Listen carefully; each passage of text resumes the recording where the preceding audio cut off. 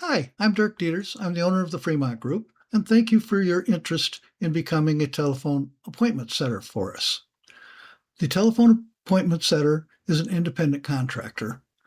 You will be working from home and you will be working on your own. We will be providing some support. Before you can take the position, you must acknowledge that you have listened to this entire video, understand it, and had any questions answered before you can start. The video is fairly comprehensive, but it shouldn't be too painful. Okay, let's start with what is an independent contractor.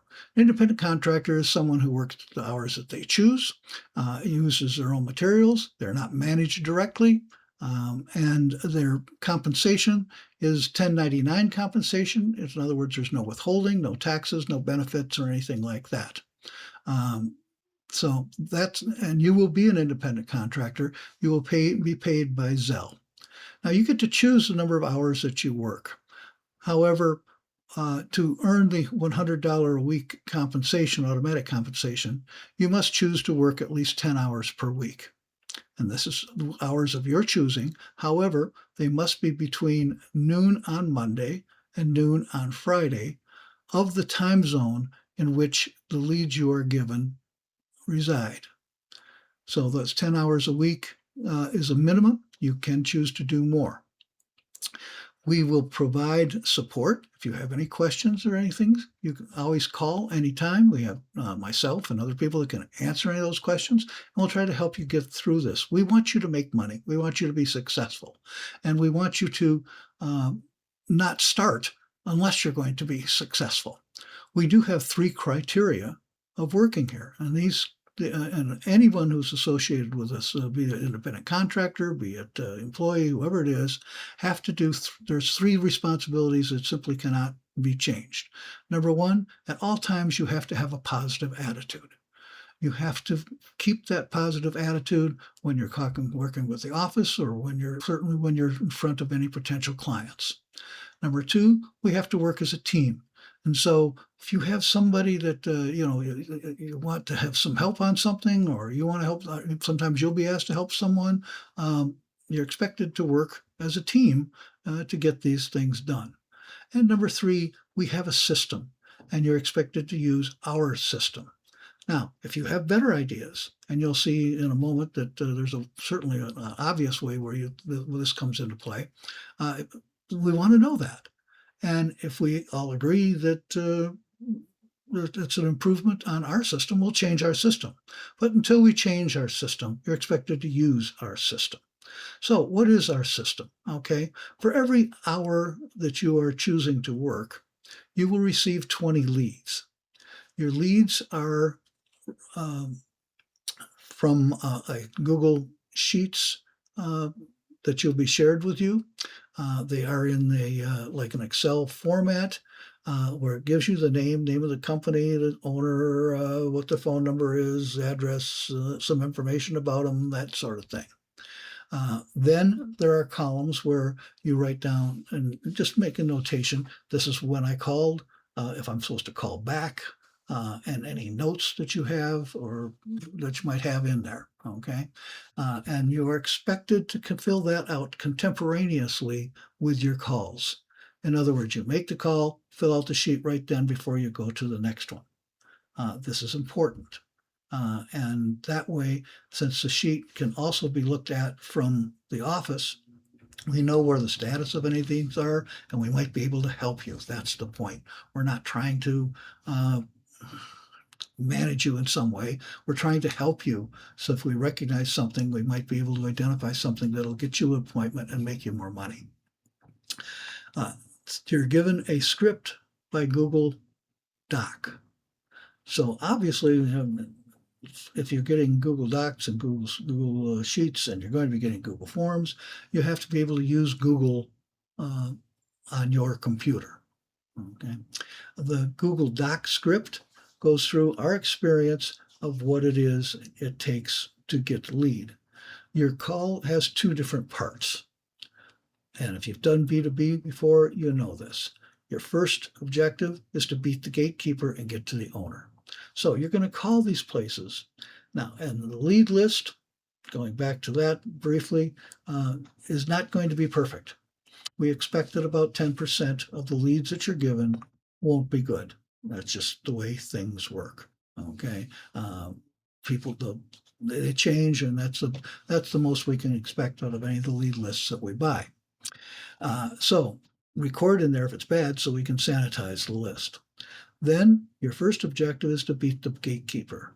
We do that in a very polite, uh, straightforward way, giving away as little information as possible to try to get to the owner.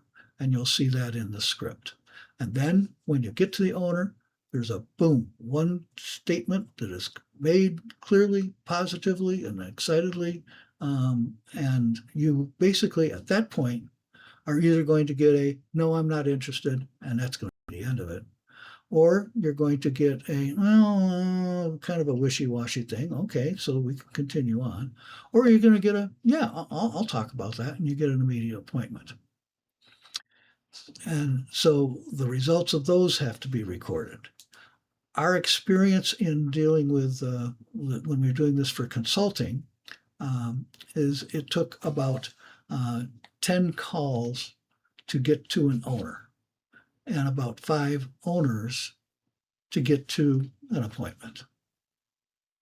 So that means about 50 calls to get to an appointment. The bad news is on the consulting side, I think we might get a few, might have a little better conversions than you're going to receive. I could be wrong. I hope I'm wrong. Okay. But it was easier to talk a person into at least just talking about how they can improve their business. You're going to be asking them strictly to talk about their accounting. And if they're having accounting issues at that particular time, you're going to get an appointment immediately, and we're going to get a client. But if the person's not having particular accounting issues at that time, or their wife is the one that does the accounting, they're just going to say no, and that's going to be the end of it. So it's mostly a numbers game of getting to people who are having particular accounting interests at that particular time. And so we want to see what the conversion rate works out on that. Okay, that's the bad news. It may take more calls to get to that point. The good news is when we get someone who wants to talk about accounting to come to us, we're going to get a client. I mean, 80, 90% of the time, we will get a client out of it, and that will make a difference in your compensation.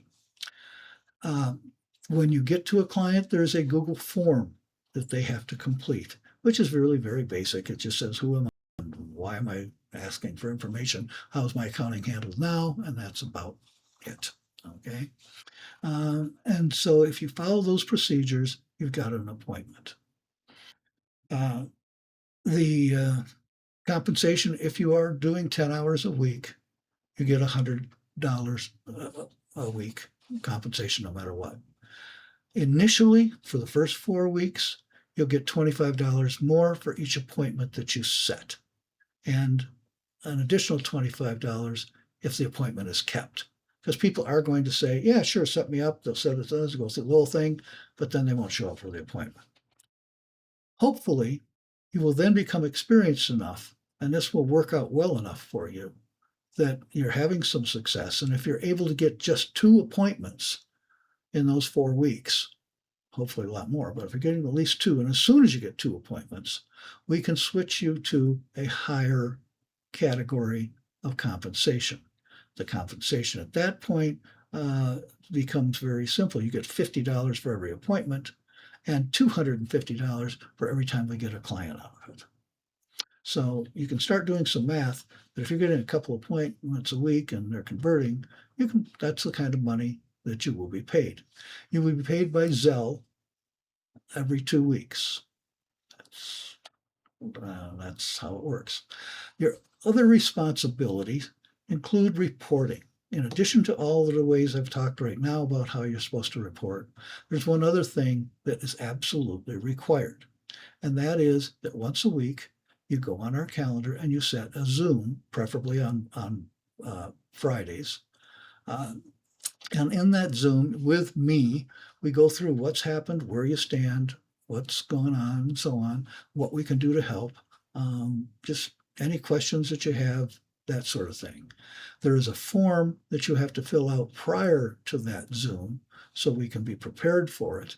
And that basically says, okay, how many hours did you work? How many calls were you making? How many appointments did you get? What were your responses? That kind of thing. So we're prepared, and we can help you in that way.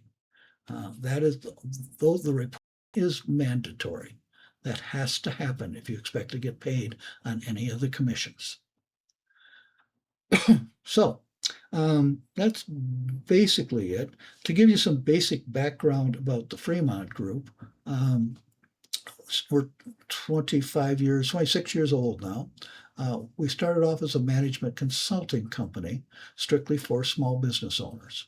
And I personally have worked on that since 1995.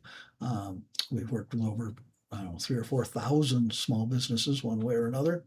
And we still do consulting. There's still 2 or 3 businesses that I work with on a consulting basis.